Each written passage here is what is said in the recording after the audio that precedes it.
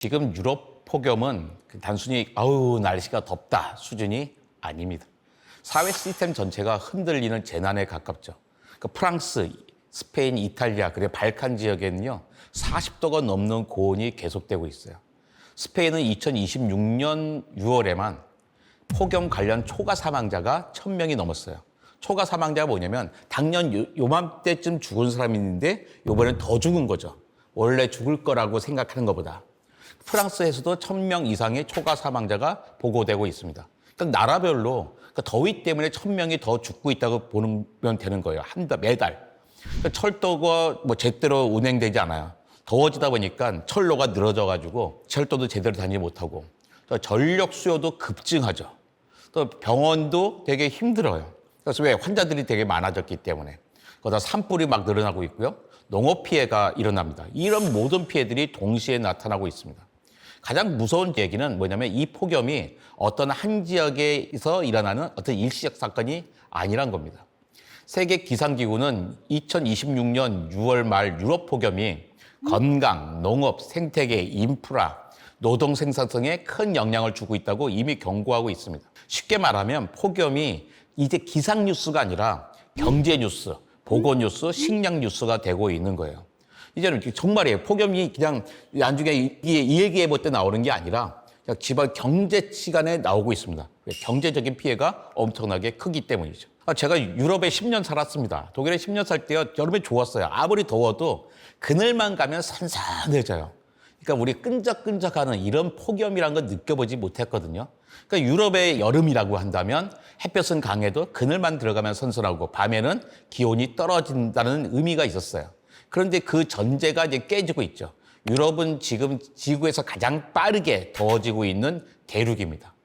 그러니까 유럽 연합의 기후 감시 기관인 코페르니쿠스하고 세계 기상기구의 유럽 기후 보고서는 유럽이 전 지구 평균보다 2배 이상 빠르게 온난화가 진행되고 있다고 설명하고 있어요. 여기에 유럽의 주거와 도시 구조가 아주 큰 문제입니다.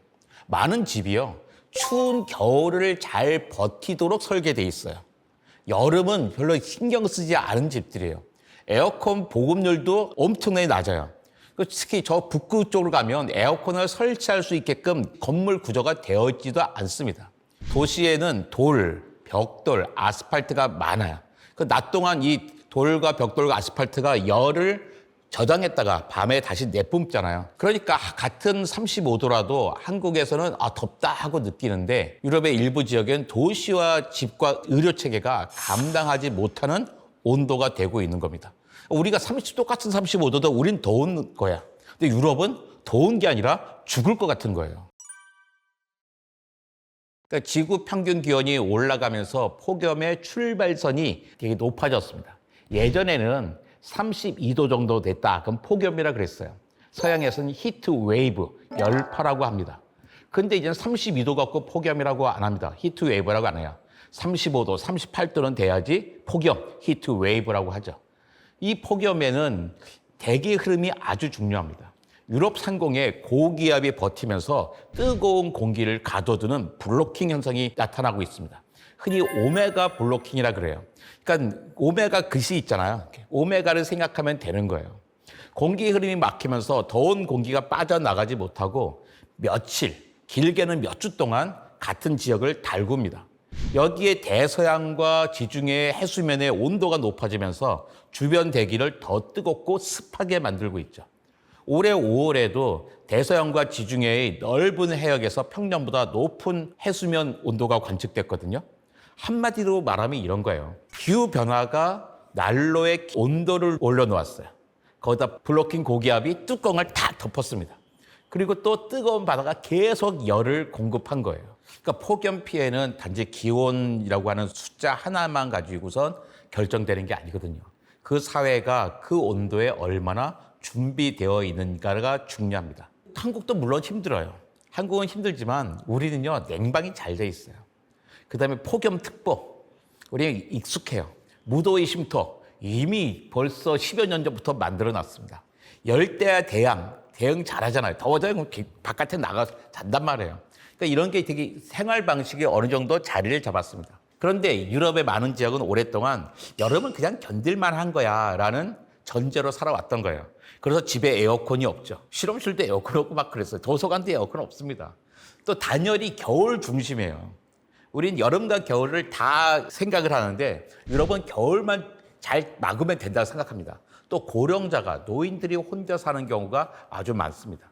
그러니까 유럽은 인구 고령화가 심하고 오래된 건물과 좁은 도심 주거지가 많아요. 오래된 건물들이 있잖아요, 다. 그 낮에는 35도라고 해도 밤에 집안의 온도가 떨어지지 않으면 몸 회복할 시간이 없거든요. 그러니까 낮이 덥더라도 밤이 좀 선선해지면 우리는 회복할 수가 있어요.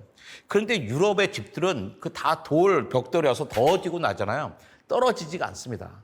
그러니까 폭염은 총알처럼 한 번에 사람을 쓰러뜨리는 그런 재난이 아니에요. 체온 조절 능력이 약한 사람부터 천천히 무너뜨리는 그런 재난인 거죠. 그 사람들도 변해야죠. 근데 쉽지가 않아요. 우리는 이상하게 그 집 부누고 금방 뭐 시작하잖아요. 그 사람들은 특히 도심 지역 같으면 집을 부시지도 못해요. 다 문화재예요. 고치더라도 겉모습은 그대로 나대고 길 쪽은 안에만 조금씩만 못 바꿔요. 근데 길도 좁고 복도도 좁잖아요. 그 안에 뭐 냉장고 싣고 올라가기도 어려워요. 쉽지 않을 겁니다. 시간이 아주 오래 걸릴 겁니다. 그러니까 올해가 평균 기온이 30도를 초과한 날이요. 작년보다 일주일 빨리 왔어요. 그래서 올해 만만치 않겠구나 했거든요. 그런데 6월에는 상대적으로 괜찮았죠. 하지만 초여름이 조금 덜 더웠다고 해서 여름 전체가 안전하다는 뜻은 절대로 아닙니다. 기상청은 올해 6월부터 8월까지 기온이 평년보다 높고 강수량도 대체로 많을 거라고 전망했습니다. 기상청이 전망하면요, 맞는 거예요. 우리나라 기상청 엉터리인데 맞을 리가 있어. 그렇지 않습니다. 우리나라 기상청은요, 세계 3대 기상청이에요. 세계에서 한 3번째 정도 안으로 들어가는 정확하게 맞추는 겁니다. 우리 맨날 맞는 건 생각도 안 하고 어쩌다 한번 틀린 것 같고 막 뭐라 해서 안 맞는 것처럼 보이는 거죠. 그러니까 기상청이 6월과 8월 어마어마할 거야? 그럼 어마어마해지게 됩니다. 특히 6월과 7월의 강수량은 평년보다 많을 가능성이 크다 그랬어요. 6월은 대충 지나갔잖아요. 7월 만만치 않을 겁니다. 또 여름철 우리나라 주변 해역의 해수면 온도가 평년보다 높을 거로 예측되고 있어요. 실제로 그렇게 측정되고 있습니다. 바다의 온도가 높아진다면 큰 영향이 있거든요. 요즘 여름은요, 평균적으로 조금 더운 여름이 아니에요. 조용하다가 갑자기 폭염이 오고 갑자기 폭우가 오는 여름이죠. 예전에는 그러니까 전체적으로 더웠잖아요. 요즘은 안 더웠다 갑자기 퍽 더워요. 그러니까 이게 오르락내리락의 진폭이 커진 거예요. 그러니까 평균이 있는데 평균보다 조금 더 더워졌어요. 근데 이렇게 된 게 아니라 진폭이 커졌습니다. 그러니까 옛날 우린 점점 견디기 힘들게 된 거죠. 그래서 초반에 좀 순하다고 해서 후반도 순하리라는 보장은 전혀 없고요. 오히려 바다가 계속 데워지고 있기 때문에 대기 중에 수증기가 많아질 수밖에 없잖아요. 뒤늦게 더 강한 폭염이나 집중호우가 나타날 수 있습니다. 정신 바짝 차리고 준비해야 됩니다. 우리 몸은, 사람 몸은요, 낮에 더위를 견뎌도 밤에 체온을 낮추면서 회복할 수 있습니다. 술과 비슷해요. 매일 술 한 병씩 먹는 사람이 있는가 하면 한 번에 여러 병 먹고 오래 쉬는 사람이 있어요. 어떤 게 간에게 좋을까요? 아예 한 번 왕창 먹고요, 여러 날 쉬는 게 간에게는 훨씬 좋습니다. 간이 회복할 수 있는 시간을 주는 거거든요. 근데 막 더워요. 우리 낮에 덥더라도 밤에 시원하면 되는 거예요. 근데 열대야가 오잖아요. 열대야가 뭐예요? 밤 기온이, 그러니까 최저기온이 25도 밑으로 떨어지지 않는 것을 열대야라고 합니다. 25도면 더운 거잖아요. 그 열대야가 계속되면 몸에 쉴 시간이 사라집니다. 심장은 어떻게 해요? 계속 쉬지 못하고 피부 쪽으로 피를 보내야 돼요. 왜? 열을 빼내야 하거든요. 땀을 흘리겠죠. 땀을 흘리면서 동시에 수분과 전해질이 빠져나갑니다. 그러면 탈수도 일어나고 혈압도 변화하고 심장에 부담이 오고 신장 기능도 저하가 될 수밖에 없죠. 그래서 특별히 위험한 사람들이 있어요. 노인 위험합니다. 저 거기에 해당해요. 영유아 위험해요. 저는 아니에요.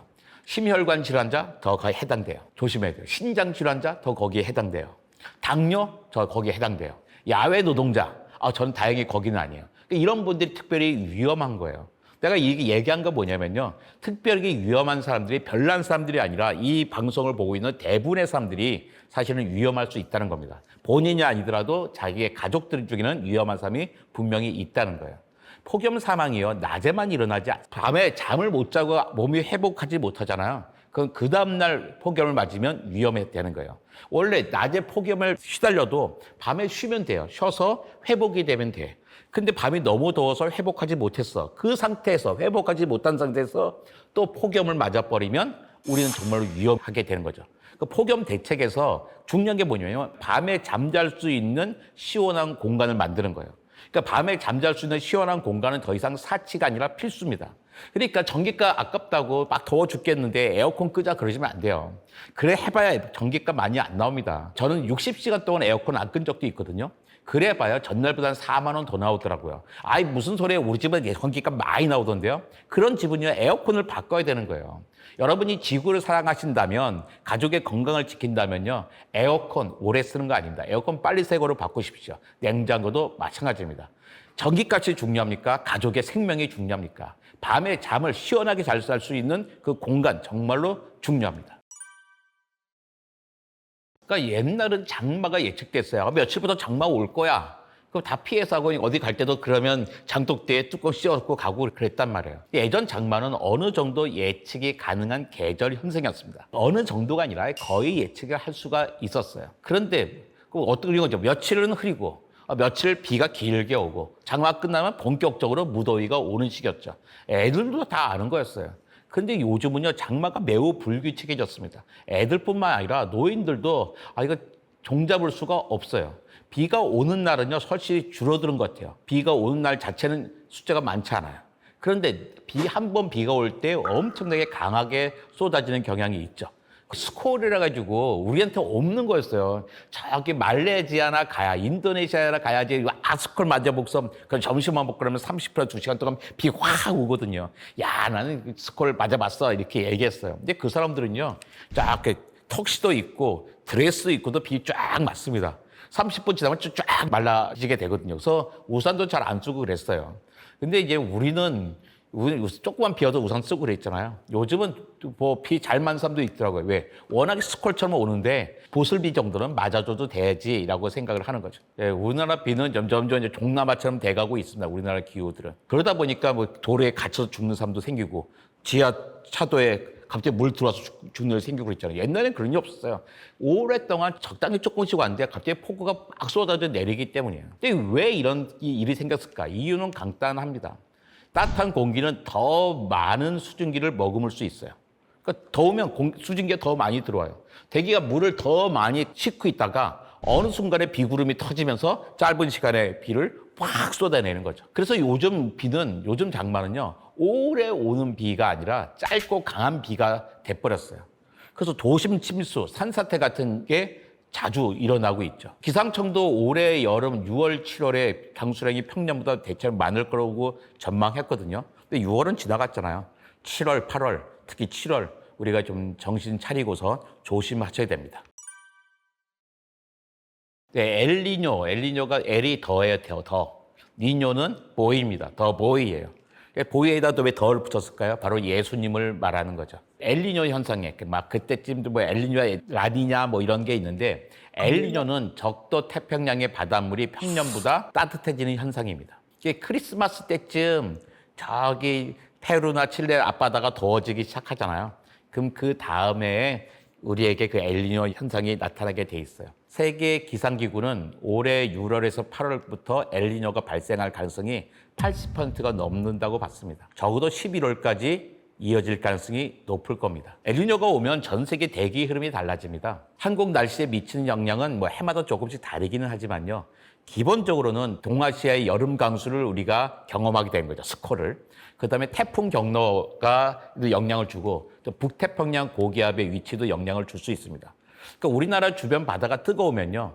대기 중에 수증기가 늘어나겠죠. 그러니까 비구름이 더 많은 물을 품게 되는 거예요. 태풍이 지나갈 때도 바다가 뜨거우니까 계속 태풍이 연료가 됩니다. 그래서 올해 비가 올 것인가가 아니라 어디에 얼마나 집중해서 쏟아질 건가가 더 관심사인 거죠. 비가 올 거예요. 많이 올 겁니다. 우리 몇 년 동안 태풍 없었어요.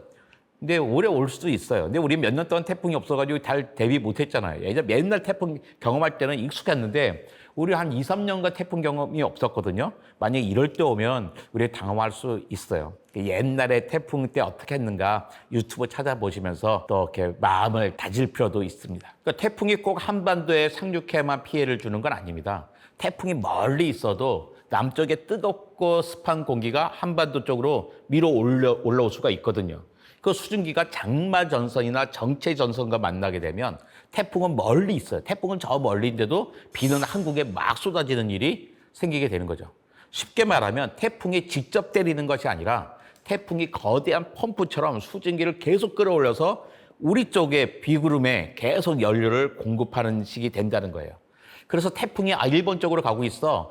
태풍이 중국 쪽으로 가네라고 우리가 안심하면 안 되는 거죠. 태풍이 보내는 수증기 그리고 그 수증기를 받아낼 정체 전선의 위치가 정체 전선이 뭐예요? 이렇게 정체, 교통 정체처럼 장마 전선이 서 있는 거예요. 이럴 때 정체 전선의 위치가 태풍의 진로만큼 중요하죠. 장마 전선이 왔다 가도 쭉 지나가야 되는데 계속 오래 서 있으면 우리가 감당하지 못하게 됩니다. 기후 때문에 기후 위기가 이제 비용으로 나타나죠. 근데 그게 단지 전기요금 하나로 끝나는 건 아닌 것 같아요. 보세요. 일단 냉방비 많이 올라가죠. 더워지니까요. 근데요, 보험료도 많이 올라갑니다. 병원비도 올라가게 되고요. 식료품 가격도 상승을 겪게 되죠. 왜 보험료가 왜 많이 올라가게 될까요? 사람들이 기후 때문에 아픈 사람들이 많이 늘어나게 돼. 그러면 어떻게 병원비가 많이 들게 될 거고 결국 의료보험에서 감당하게 되잖아요. 보험료가 높아질 수밖에 없습니다. 또 야외 노동자들, 건설 노동자들은 일할 수 있는 시간이 줄어들 수밖에 없잖아요. 그러니까 건설 비용 기간이 길어집니다. 그때 비용이죠. 건설비 자체가 올라갈 수밖에 없죠. 또 자영업자는 손님이 줄거나 영업 환경이 나빠질 수 있죠. 너무 더우면 안 나오니까. 그다음에 여러 가지로 힘들어집니다. 사회 전체적으로 보면 비용은 더 커지겠죠. 폭염 때 전력망을 보강해야 되잖아요. 집중호우에 대비해서 하수도와 배수 시설을 바꿔야 됩니다. 그것도 바꾸느라고 서울시가 얼마나 많은 돈을 썼는데요. 농업 피해가 나면요, 재보상을 해줘야 되죠. 물가 대책 세워야 됩니다. 농업 피해가 나면 물가가 올라갈 수밖에 없거든요. 잘 사는 사람 문제 없어요. 저 같은 사람 문제 없습니다. 배추값 좀 올라가도 괜찮아요. 하지만 모든 사람들이 다 여유가 있는 건 아니거든요. 또 산불, 더위 때문에 산불이 되게 커지기도 합니다. 뜨거우니까 불이 잘 안 꺼지는 거예요. 그 옛날에는 산불이 주로 겨울에 났는데요. 요즘은 여름에 나는 산불들도 화재가 되게 커지고 있습니다. 산불과 홍수 대응을 위해서 소방 인력, 재난 인력이 더 많이 필요해지고 있습니다. 병원은 온열병, 열사병 있는 사람들, 온열 질환자와 만성 질환 악화된 환자들을 또 감당해야 되죠. 그러니까 병원도 점점 환자는 많아지는 거예요.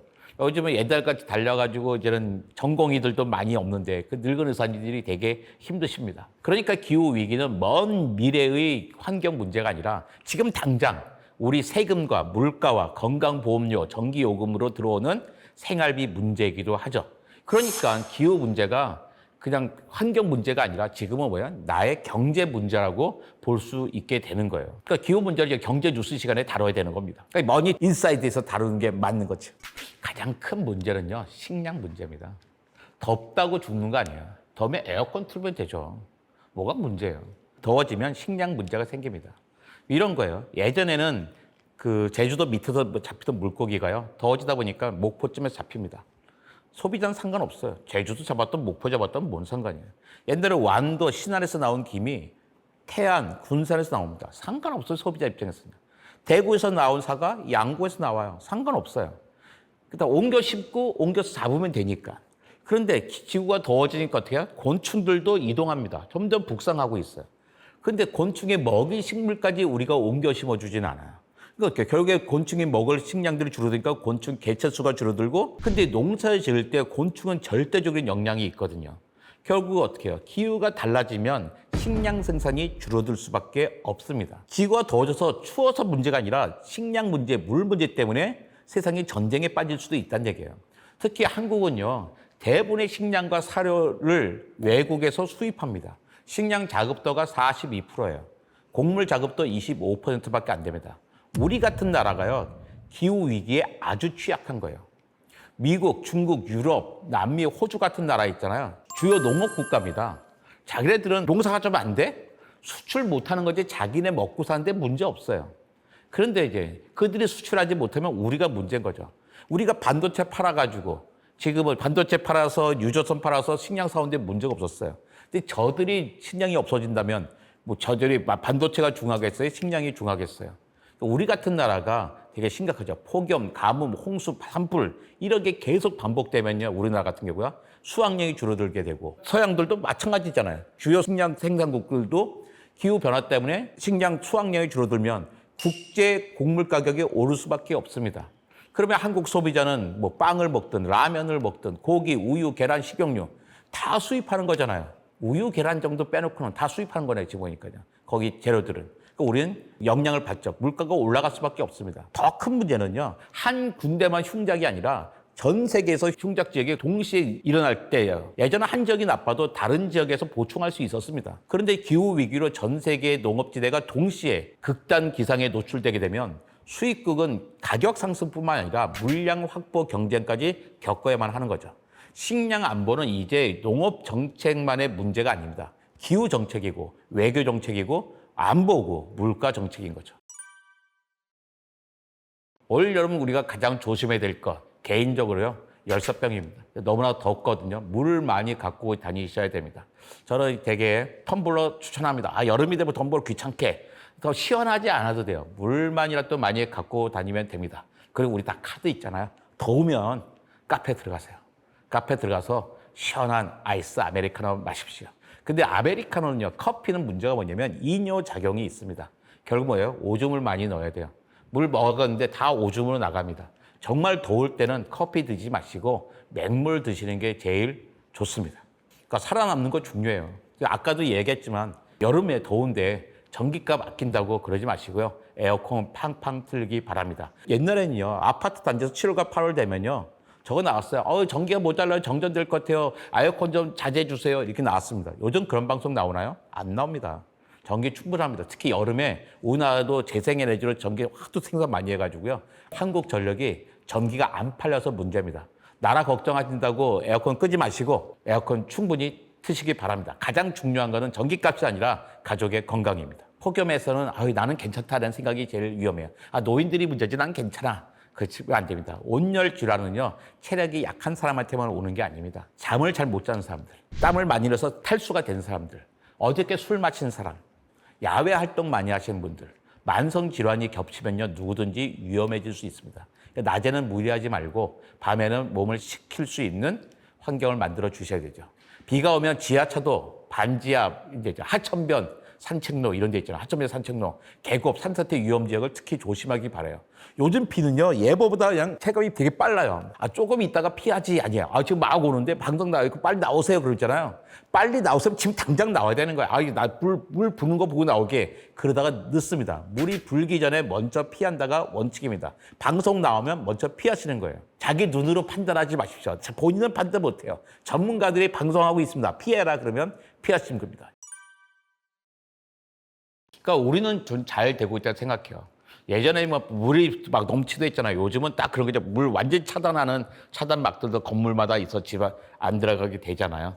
그리고 특히 몇 년 전부터 우리나라는 이런 거 잘합니다. 우리나라 공무원들이 정말 열심히 잘하고 있습니다. 사람은 버틸 수 있을 것 같아요. 어떻게든지. 사람은 어떻게든지 버티겠는데 아까도 얘기했지만 식량 문제입니다.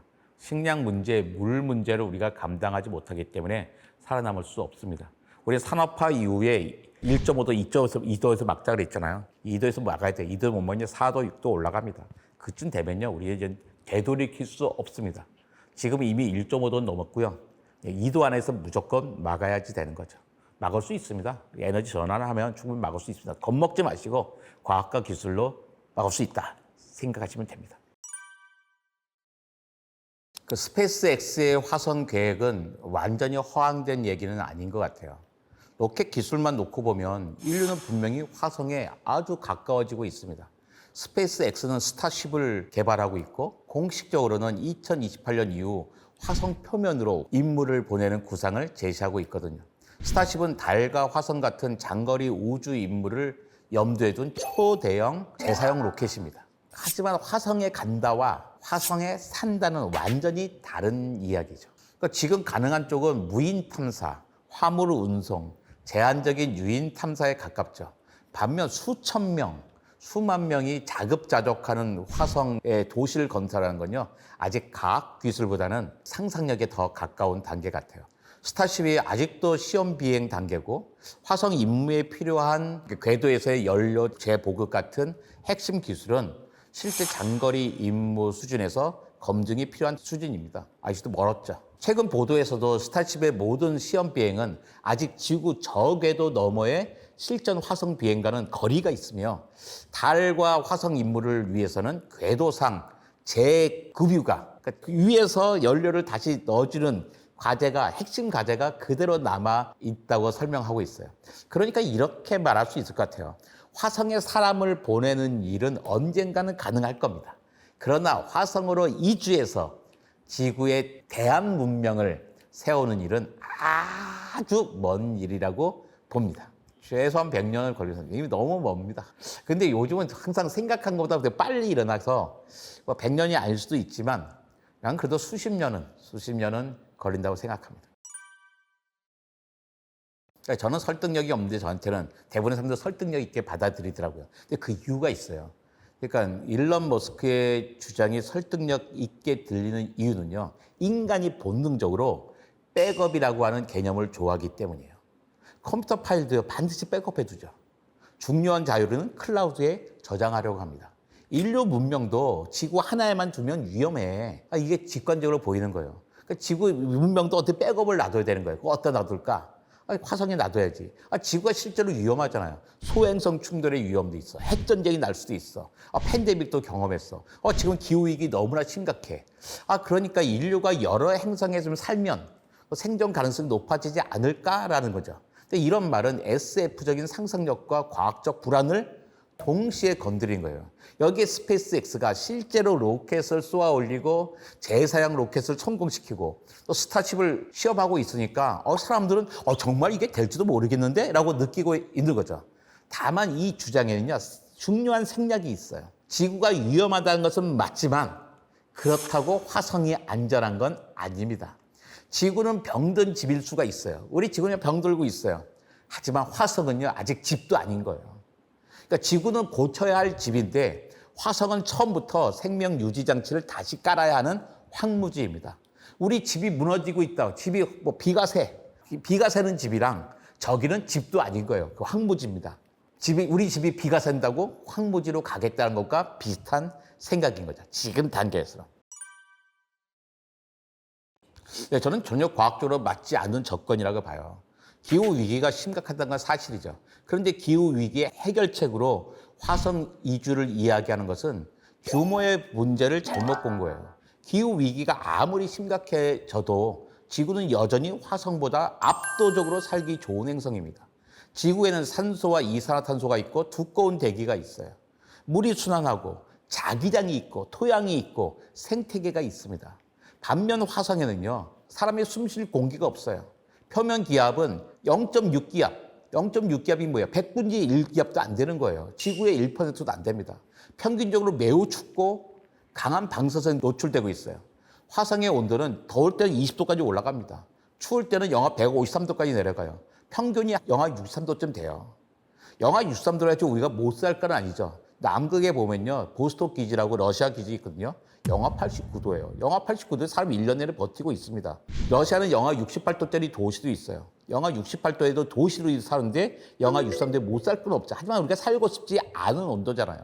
거기다 대기가 매우 얇아서 열이 쉽게 빠져나가 버리죠. 그러니까 지구의 기후위기는 불편해진 집을 고쳐야 되는 문제예요. 우리 기후위기를 닦고 있어. 우리 집이 망가지고 있어. 고쳐야겠어라는 거예요. 근데 화성 이주는요, 남극보다 춥고 사하라보다 건조하고 에베레스트 정상보다 공기가 희박한 곳에 밀폐된 도시를 짓겠다는 이야기예요. 둘은요, 난이도가 비교가 되지 않습니다. 가장 중요한 문제는 자기장이에요. 지구는 액체 외액이 있어가지고 이게 자기장을 만들어줍니다. 태양에서는 빛만 오는 게 아니에요. 가시광선, 자외선 적외선만 오는 게 아니라 태양풍이라고는 우주 입자들이 날라오거든요. 우주 방사선이. 우주 입자에 부딪히면 생명의 분자들이 다 부서져요. 근데 화성은 일찍 식어가지고 액체 금속이 없어요. 그러니까 자기장이 없습니다. 화성에 자기장을 만들 방법이 있긴 하죠. 화성을 팽이처럼 막 돌리면 돼요. 그럼 누가 돌리겠어요? 불가능하거든요. 한 수백 명 정도 가서 무슨 어떤 차단막을, 차폐막을 하고서 일시적으로 거주할 수 있다 생각해요. 하지만 수만 명, 수십만 명이 이주할 수 있는 그런 공간은 절대로 아니죠. 그러니까 태양계 안에서 가장 비슷한 행성이에요. 가장 비슷한 게 그 모양인 거예요. 그러니까 가장 비슷한데 남극보다 안 좋고 사하라 사막보다 안 좋고 그다음에 에베레스트 꼭대기보다 안 좋아요. 그 세 개를 다 합한 것보다 더 안 좋아요. 로켓을 타고 화성에 가는 건 이제 교통 문제잖아요. 교통 문제만 대개하면 갈 수가 있어요. 물론 교통 문제가 제일 어려운 문제긴 합니다. 하지만 교통 문제라는 건 뭐예요? 추진력, 궤도, 그다음에 연료, 착륙 기술의 문제 같은 거잖아요. 근데 반면 그런 기술은 우리가 얼마든지 해낼 수가 있어요. 그런데 우리가 화성에서 살아가는 것은 그런 기술의 문제가 아니라 교통 기술의 문제가 아니라 생태계의 문제입니다. 사람이 살려면 공기도 있어야 돼요. 물도 있어야 돼요. 식량 충분해야 돼. 에너지도 안정적으로 있어야 돼. 살 수 있는 집도 있어야 되고 의료시설도 있어야 되고 폐기물 처리할 수 있는 방법도 있어야 되죠. 또 심리적으로 안정적이어야 됩니다. 내가 거기서 맨날 미쳐 있을 수는 없잖아요. 또 출산과 양육도 할 수 있어야 되죠. 지구에서는 이 모든 일들이, 이 많은 일들이 거의 자연이 공짜로 제공해 줍니다. 나무와 바다가 산소와 탄소를 조절해주고 미생물이 토양을 만들어주고 물이 순환하고 생태계가 식량을 지탱하잖아요. 화성에서는 이 모든 것을 기계가 해야 됩니다. 기계로. 산소도 만들어야 되고 물도 찾아 녹여야 되고 물도 정화도 해야 되고 식량도 밀폐된 공간에서 길러야 한단 말이에요. 또 방사선도 막아야 돼요. 로켓은 가는 기술이에요. 화성 거주는 행성 하나를 작은 병원의 중환자실처럼 유지하는 기술입니다. 가는 기술보다 중환자실을 유지하는 기술이 훨씬 더 어렵죠. 그러니까 화성의 지구와 비슷하단 말은 아주 제한적인 의미에서는 맞아요. 하루의 길이가 지구와 거의 비슷합니다. 계절도 있고 극지방의 얼음도 있어요. 그래서 태양계 안에서 보면 아주 친숙한 행성입니다. 근데 사람의 입장에서 보면요, 화성은 거의 적대적인 행성이에요. 표면 기압은 지구보다 100배 이상 낮은 수준이고 우주복이 없으면요, 나가서 숨을 못 쉬는 정도가 아니라 체액이 끌어오르는 환경입니다. 대기의 95%가 이산화탄소고 산소는 거의 없어요. 게다가 화성에는 지구처럼 강한 전 지구적인 자기장이 없고 대기도 얇기 때문에 우주 방사선과 태양 입자에 훨씬 더 많이 노출되죠. 화성은 제2의 지구, 더 세컨드 어스가 아니에요. 지구와 조금 닮은 점이 있는 극한 환경일 뿐이죠. 난 좋아하지 않아, 일론 머스크. Don't like 하는 정도가 아니라 dislike 합니다. 저는 전혀 안 맞아요. 하지만 어마어마한 삶에서 생각하죠. 자기의 페이팔로 엄청나게 돈 벌었잖아요. 그거 잘 살 수 있어요. 행복하게 살 수 있지만 그 돈은 어떻게 투자했어요? 전기 자동차에 투자합니다. 그 다음에 또 돈 벌어서 또 어디에 투자해요? 스타쉽에 투자하고 있죠. 자기가 꿈꾼 게 어릴 때부터 꿈꾼 거를 이뤄내려고 하고 있는 거예요. 그 사람은 화성도 진짜로 가고 싶고 자기 수명도 500년을 늘리고 싶은 생각이 있는 거예요. 그 사람 때문에 그 우주과학도 우주공학도 발전하고 있고 생명과학도 엄청나게 발전하고 있습니다. 그 부자들 때문에 자기의 호기심, 자기의 꿈에 충실한 삶이라고 생각합니다. 그 영화에도 보면 우리 마션, 마션 정말 재밌게 봤거든요. 마션 영화에서 화성의 흙에 감자를 심는 장면이 나오잖아요. 근데 실제로 화성의 흙은요, 지구의 흙과는 달라요. 그 화성의 흙은 레골리스라고 하거든요. 지구의 흙은 단순한 가루가 아닙니다. 여긴 유기물이 들어있어요. 미생물도 있고 물도 들어있고 공기도 들어있고 또 광물도 있고 뿌리와 곰팡이가 아주 얽혀있는 살아있는 시스템이에요. 화성의 토양, 레골리스는 그런 생태계가 없어요. 단순히 부서져 있는 거예요. 게다가 화성 토양에는 식물과 인간에게 아주 문제가 될 수 있는 과염소산염이 있어요. 그러니까 염소산이 HCl4거든요. H가 하나 없는 거. 그러니까 CL4-가 있는 거죠. 이런 물질이 포함되어 있는데 화성 농업 연구에서는 레골리스를 식물 재배에 써야 되잖아요. 이런 독성 물질을 제거해야 되는 거예요. 과염소산염 같은 거를. 제거하거나 줄이는 과정이 미리 있어야지 되는 거죠. 무조건 갖다 심을 수 있는 게 아닌 거예요. 그래서 화성 농사는 땅에다가 씨앗을 뿌린 농업이 아니잖아요. 밀폐된 온실에서 물과 영양분, 빛, 온도, 공기 조성, 미생물까지 관리해야 되는 생명 유지 기술 같은 거예요. 마치 중환자실과 비슷합니다. 농업이라기보다는 우주선 안에 작은 지구를 만드는 일이죠. 가능성은 있습니다. 가능성이 있지만 쉽고 싸고 안정적인 방법은 전혀 아니죠. 테라포밍은 과학적 상상력으로는 흥미롭지만 현재 현실과는 거리가 멀죠. 나사가 소개한 연구도 현재 이용 가능한 기술로는 화성을 테라포밍할 수 없다고 결론을 내리더라고요. 화성에 남아있는 이산화탄소를 모두 동원해도 지구처럼 두꺼운 대기를 만들 수가 없어요. 이게 핵심입니다. 화성을 따뜻하게 만들어야 되잖아요. 이산화탄소가 있었는데 그걸 쓸 수가 없는 거예요. 대기를 두껍게 하고 액체물을 안정적으로 흐르게 하고 산소를 채우는 일은 행성 규모의 공학을 필요로 한 거예요. 도시 하나를 짓는 게 아니라 행성 전체의 기후 시스템을 바꾸는 일이거든요. 최근에는 화성 온난화의 아이디어를 내는 연구들이 많이 나오고 있어요. 정말 많더라고요. 몇 주 하나씩 나오는 것 같아요. 화성의 온도를 막 국지적으로 몇 도씩 높이는 연구 막 이런 거 많이 나오거든요. 근데 그 연구들 역시 모두 다 가능성을 탐색하는 거지 가까운 미래에 사람이 맨몸으로 걸어 다닐 수 있는 화성을 만들 수 있다는 뜻은 아닙니다. 예를 들어서 2025년 연구는요. 특정 입자를 어떤 나노 물질을 막 뿌려대면 공기 중에 뿌리면 화성의 온도를 몇 도씩 높일 수 있다. 화성의 온난화를 유도할 수 있다는 연구도 있었어요. 네, 그런데 동시에 그런 입자를 제작해야 되잖아요. 뿌려야 되고 또 이렇게 쌓여 나겠죠. 물에도 막 들어갈 거잖아요. 이런 문제들을 다 해결할 난제가 있습니다. 그 연구자들도 자기 논문에서 그렇게 썼더라고요.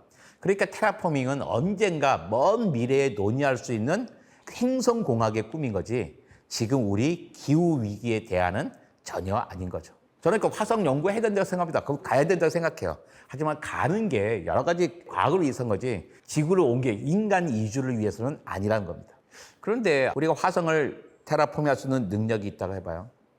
능력도 있고 자원도 있고 에너지도 있고 열정도 있어요. 그러면 뭐하러 화성을 테라포밍해요?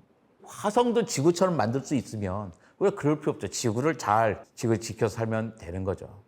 저는 화성 탐사에 반대하지 않습니다. 우주 탐사는 인류의 시야를 넓히고 과학 기술을 발전시키고 젊은 세대에게 큰 영감을 주죠.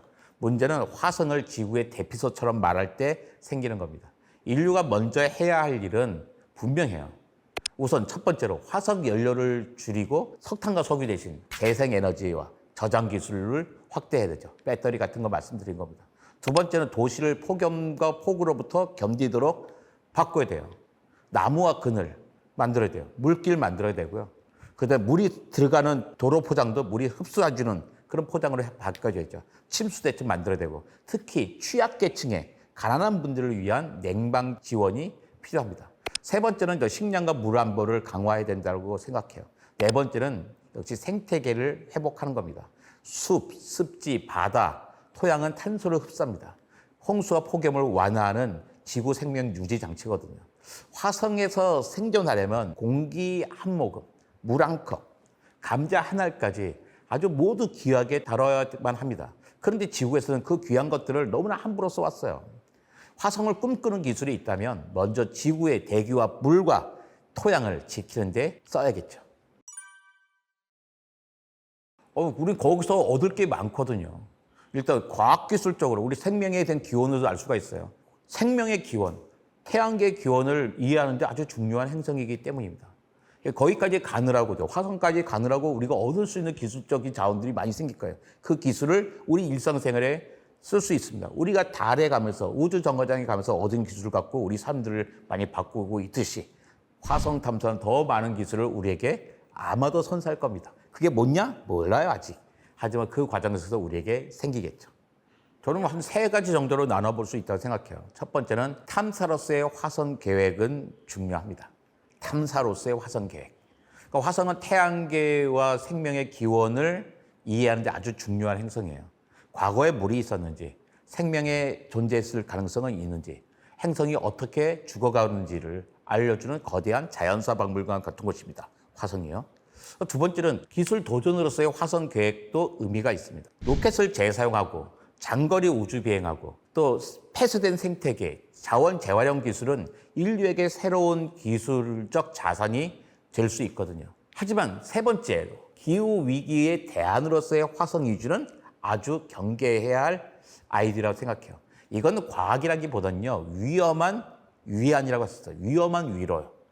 마치 배에 구멍이 뚫려가지고 물이 새고 있는데 언젠가 다른 배를 만들면 되니까 지금 이 배는 가만두자고 말하고 있는 것과 똑같습니다. 화성은 가볼 만한 곳입니다. 배울 곳도 많아요. 하지만 도망칠 곳은 아닙니다. 화성의 인류의 미래는 화성의 보험을 드는 데서 시작하는 것이 아니라 우리가 지금 살고 있는 이 행성, 지구를 더 오래 살 수 있는 곳으로 만드는 데서 시작할 겁니다. 화성은 인류의 상상력을 넓히는 목적지일 수 있어요. 하지만 기후위기의 대피소는 아닙니다. 화성은 인류의 꿈일 수는 있어요. 하지만 지구를 망가뜨려도 된다는 핑계가 되어서는 안 되죠.